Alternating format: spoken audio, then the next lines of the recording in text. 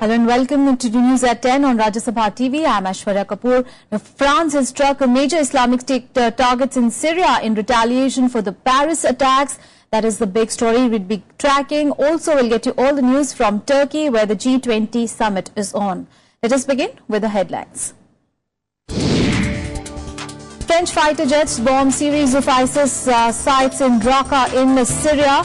Strikes come 2 days after a series of terrorist attacks in Paris that France described as an act of war. Death toll in Paris serial attacks rises to 132 even as the international manhunt is launched for one of the terrorist suspects. He is one of the three brothers linked to Friday's massacre. Prime Minister Narendra Modi calls for a global response to tracking terror. Modi stresses need to make common cause against enemy during BRICS and G20 summit in Turkey. Urgency to tackle rising threat of Islamic State takes center stage at G20. US and Russia put aside differences as Obama and Putin engage in an informal 30-minute meet to discuss the matter. And heavy rains continue to pound Tamil Nadu as the death toll reaches 59. Schools and colleges to remain shut today as more rain is forecast.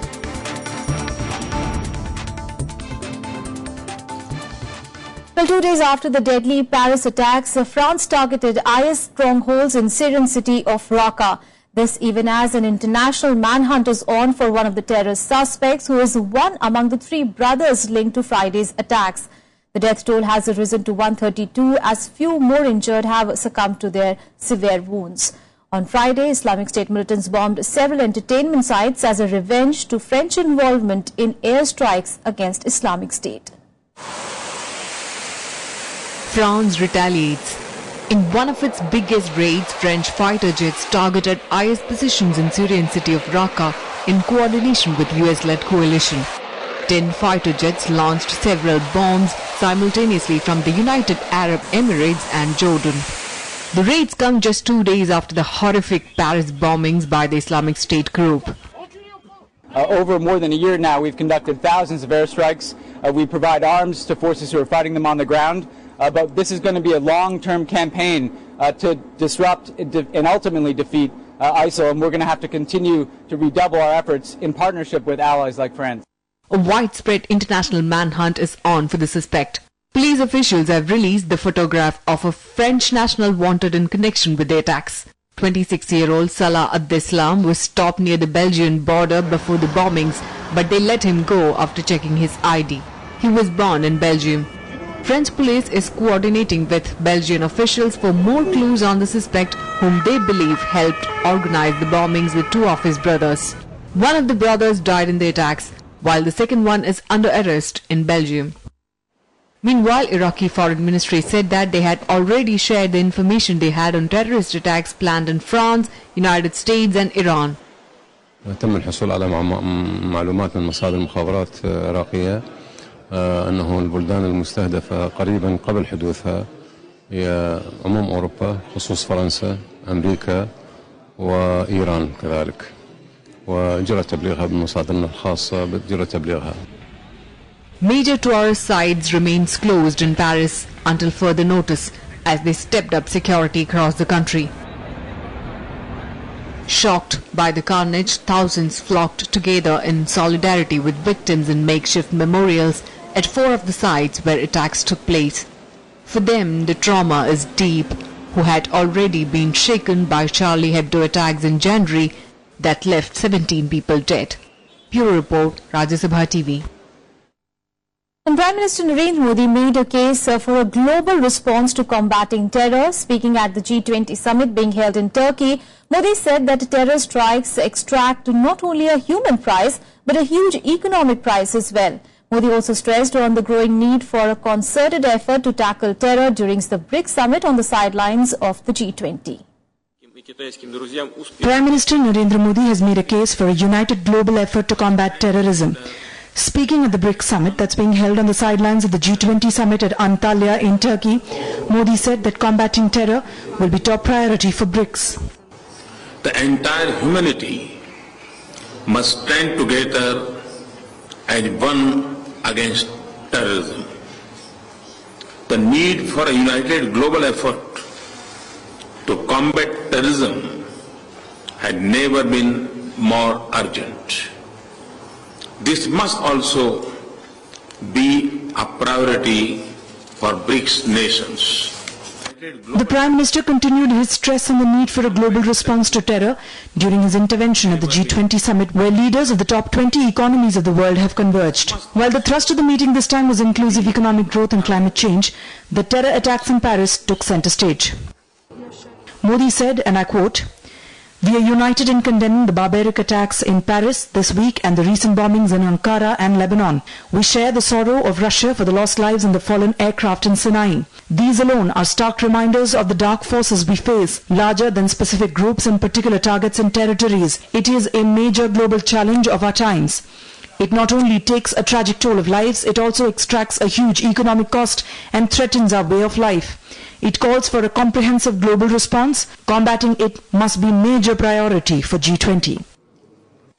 A resolution on terror is expected at the G20 summit. The declaration may seek quicker implementation of the Financial Action Task Force recommendations that seek to stop individuals sending money to groups like ISIS and tackle the black market for oil that is seen as being key to their funding.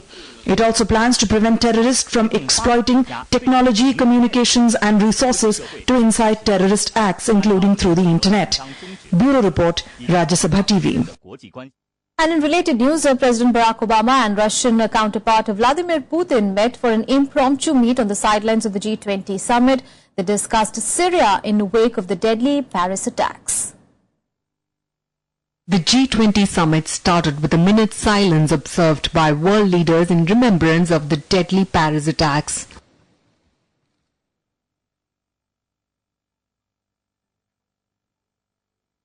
World leaders raised alarm over the escalated act of terrorism in a draft statement after the IS claimed responsibility for the Paris attacks.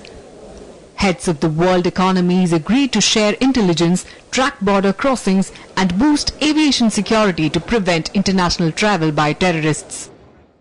I will stress to world leaders that our response needs to be robust, but always within the rule of law and with respect for human rights.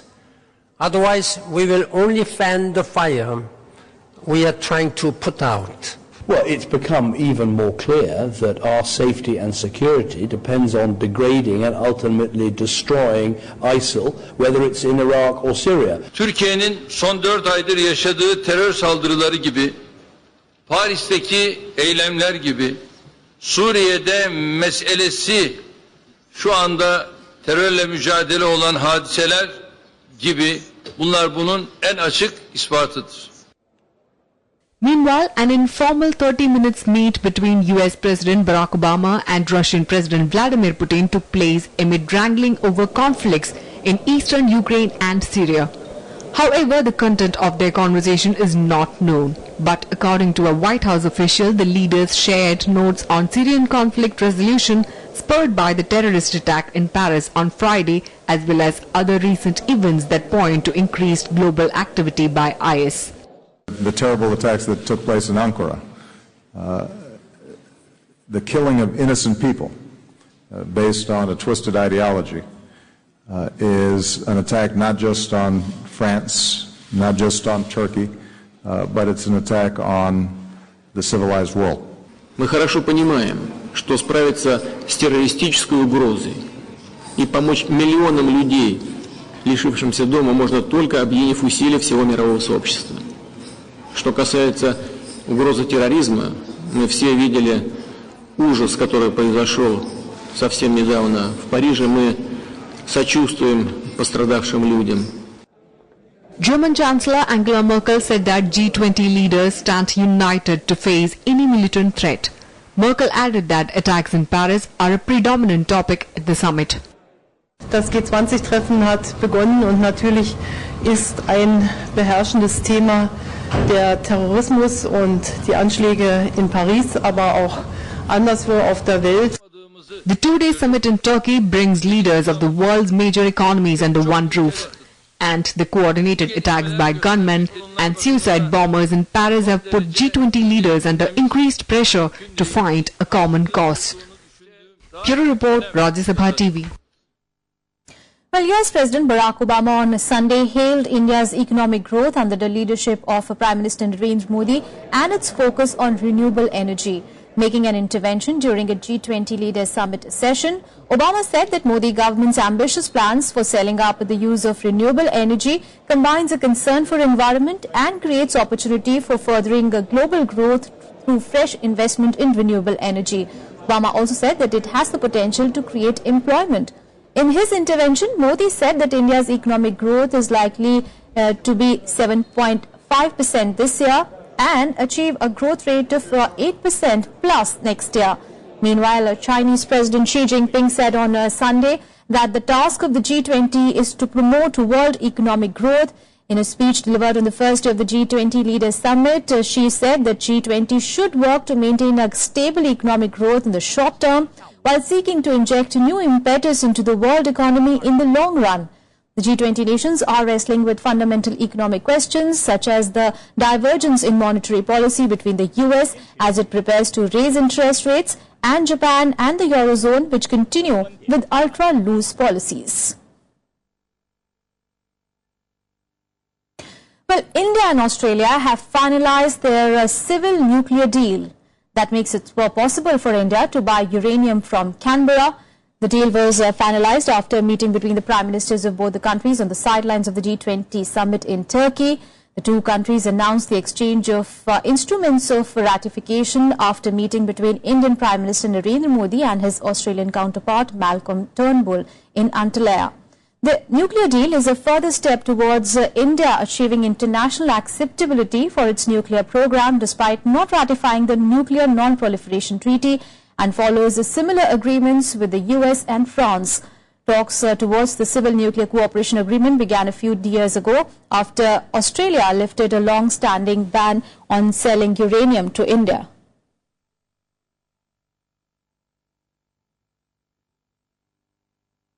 Well, on to some other news. Now, Nepal has said that its constitution drafting is its internal matter and the country is capable of handling its issues on its own. Nepal's remarks came in the response to the joint statement on 13th of November in which India and the UK, during Prime Minister Narendra Modi's visit to London, stressed the importance of a lasting and inclusive constitutional settlement in Nepal that will address the remaining areas of concern and promote political stability and economic growth. Nepal has been accusing India of imposing a blockade. India has firmly denied imposing the blockade, saying that truck drivers are concerned for their safety after violent protests against Nepal's new constitution in which over 40 people were killed. Meanwhile, Nepal Prime Minister KP Sharma Oli has invoked Panchsheel principles and called on India to immediately lift the undeclared blockade imposed on Nepal to help boost bilateral ties amid the recent political crisis over the country's new constitution. Addressing the nation for the first time after assuming office last month, Oli said that Nepal wants to establish cordial relationship with its neighbors on the principles of mutual equality. India has rejected all claims by Nepal that it is behind the ongoing constitutional crisis. Meanwhile, in India, petrol and diesel prices were hiked on Sunday. The petrol price was hiked by 36 paise a litre, while diesel was raised by 87 paise per litre. With this hike, petrol in Delhi will now cost 61.06 rupees per litre, while diesel will come at 46.80 rupees per litre. The rates will experience a corresponding increase in other states as well. This is the first hike in petrol price in 5 months and the third in diesel rates since the month of October. Indian Oil said that the current international product prices of petrol and diesel and Indian rupee US dollar exchange rate led to the increase in prices. Eating out, mobile services, train and air travel, banking and all such services are costlier now. An additional cess of 0.5% has been levied on these services for the Swachh Bharat mission. Here is more. An additional cess of 0.5% is in effect since Sunday on services like mobiles, air travel, eating out, hotel stay, banking and others. This revenue generated from this cess will go towards funding the Swachh Bharat mission. निर्णय हो सकता है सही हो अपनी जगह, लेकिन हमारा कहना यह है कि उतनी सुविधाएं भी तो हमें मिलनी चाहिए। सरकार ने जो ये किया है बहुत ही गलत किया है, इससे पैसेंजरों को बहुत नुकसान होगा। तो अच्छे दिन नहीं आए हैं, सरकार ने वापस बुरे दिन शुरू हो गए। Travelling in an air-conditioned coach and trains will become very costly.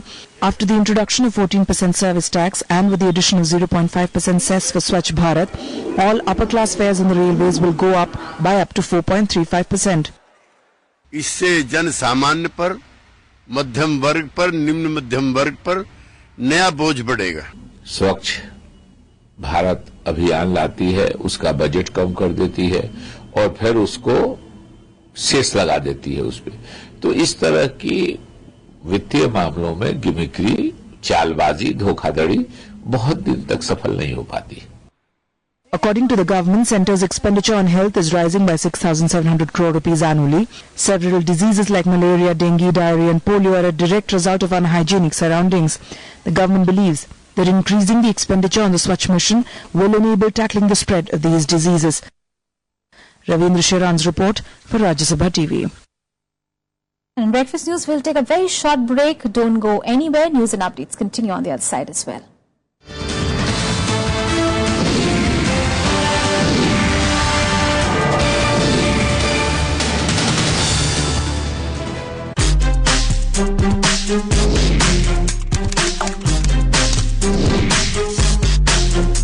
Get live Rajya Sabha session.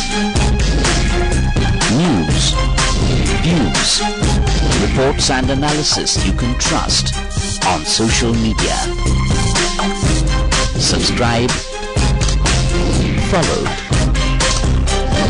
like Rajya Sabha Television.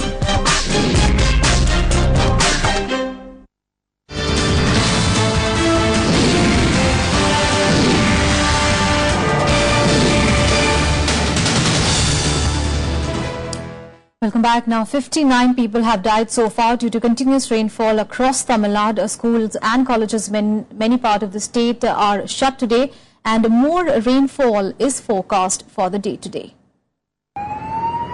Water everywhere.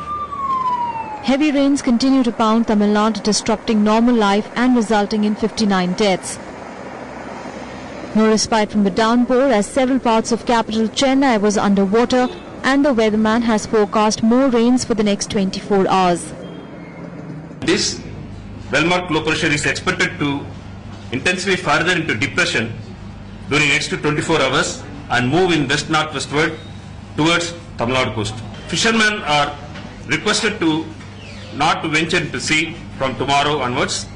Heavy to very heavy rains are expected in the northern coastal districts of the state today, while there could be rain in the rest of the districts. Rains were also expected in Puducherry. Following the rising deaths due to the rains, Chief Minister Jayalalitha announced a sum of 4 lakh rupees each to the families of the victims from the Disaster Relief Fund. The incessant rains severely disrupted normal life in the state capital Chennai, where most roads, residential areas and low-lying parts were inundated. We are suffering from the water rain. All the waters are flowing inside the house and we can't able to stay inside the house also.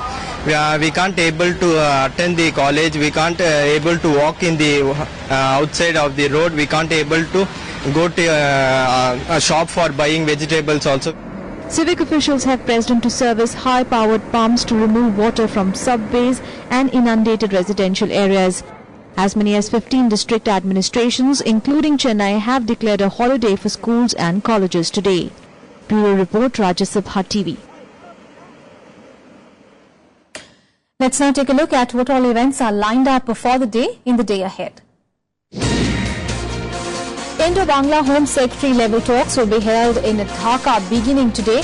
Cattle smuggling and illegal infiltration are top of the agenda. Indian delegation led by Home Secretary Rajiv Merishi, Director General BSF and senior officials of the MHA will participate in the meeting. The meeting comes close on the heels of a deputation of Alpha leader Anup Chetia from the neighbouring country. The joint secretary level talks will be held on 17th of November, that is tomorrow. The wholesale price index, that is the WPI for the month of October, will be released today.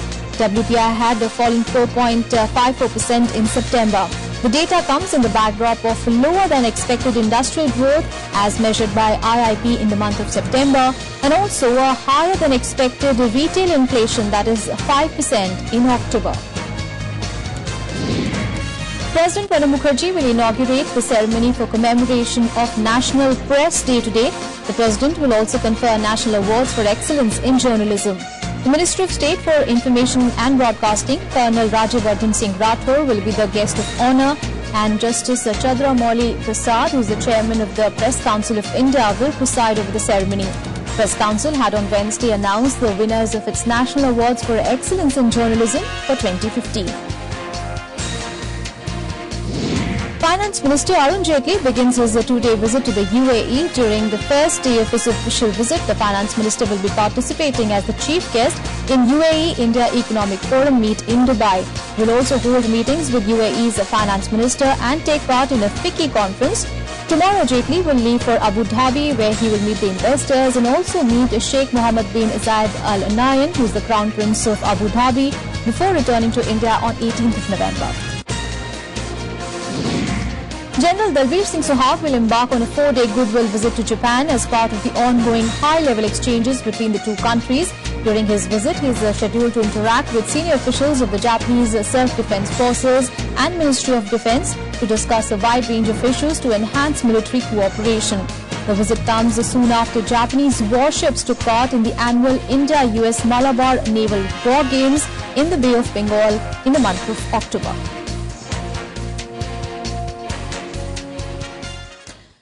The Himmat initiative was launched to ensure women's safety in the national capital. But even after 1 year, the effort seems to have had an extremely limited impact. The Delhi Commission for Women is conducting a study to understand the reasons. Take a look. अब नहीं है डरना. Thank you, Himmat. In January this year, the Delhi police launched a portal called Himmat. It was intended to ensure women's safety by sending out alerts and receiving complaints.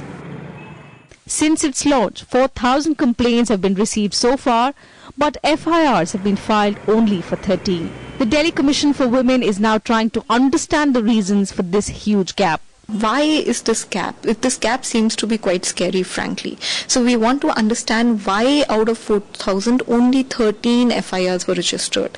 What was the strategy that was used? 4,000 complaints, only 13. That is the basic idea behind the study.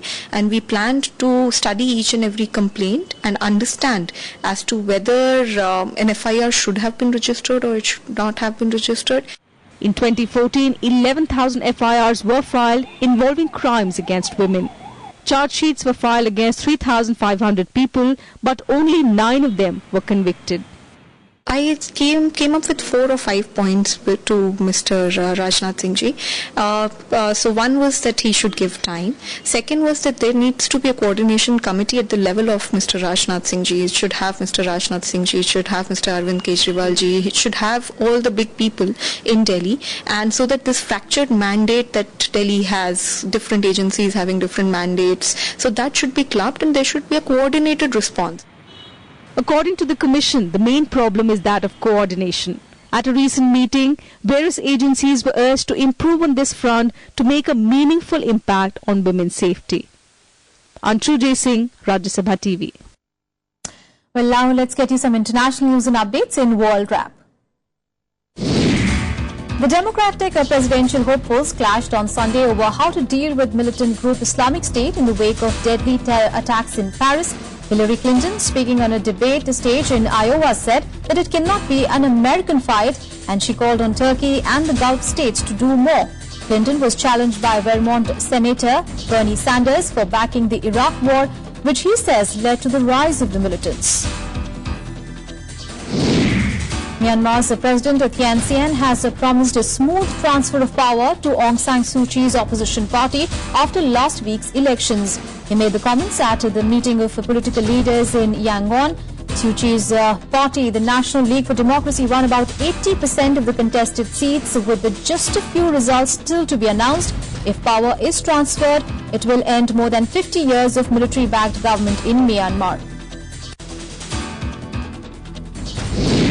Egyptian police have found the bodies of 15 African migrants who appear to have been shot dead in the northern Sinai Peninsula. 8 other migrants were found alive but wounded. It is not clear who attacked the group near the town of Rafah on the border with Gaza. A state of emergency has been enforced in the area since October 2014 following an attack by the Islamic-linked group. On to some cricket news, and threat of a heavy rain looms over the third day of the second test between India and South Africa in Bangalore today. The play has been suspended till lunch due to rain. The second day of the test was washed out as well without a ball being bowled on Sunday. Heavy rains have been forecast for today as well, denting the chances of a result-oriented match. Remember, India finished the day one in a strong position, bowling out South Africa for just 214 runs in their first innings. Spinners Ravindra Ashwin and Ravindra Jadeja took 4 wickets each. In reply, Indian batsmen started strongly with openers taking the horse to 80 for no loss at the close of play. Some more sporting action in Sports Beat. Indian ace shuttler Saina Nehwal failed to defend her China Open title after losing to Olympic champion Li Jurai in the final of the tournament. The top seed Saina committed a number of unforced errors to go down in straight sets 12-21, 15-21. This was Saina's 10th defeat against her Chinese opponent in 12 meetings. Novak Djokovic and Roger Federer started their ATP Tour finals with a comfortable victories. World number 1 Djokovic, who is chasing a record of 4th consecutive end-of-season title, beat Japan's Kei Nishikori 6-1, 6-1. World number 1 Roger Federer also won in straight sets as he recovered from a sloppy start to outclass Thomas Berdych 6-4, 6-2. Nico Rosberg beat Mercedes' teammate Lewis Hamilton for the second race in succession to win the Brazilian Grand Prix. Rosberg, who started from the pole position, maintained his lead throughout the race. Ferrari's Sebastian Vettel finished third. Hungary qualified for their first major tournament finals since 1986 as they beat Norway 2-1 to secure a Euro 2016 berth. Leading 1-0 from the first leg, Hungary scored twice before Norway pulled one back. Hungary's last major tournament was the 1986 World Cup. That's all in this edition of news, but news and updates continue on Rajya Sabha TV. Stay tuned.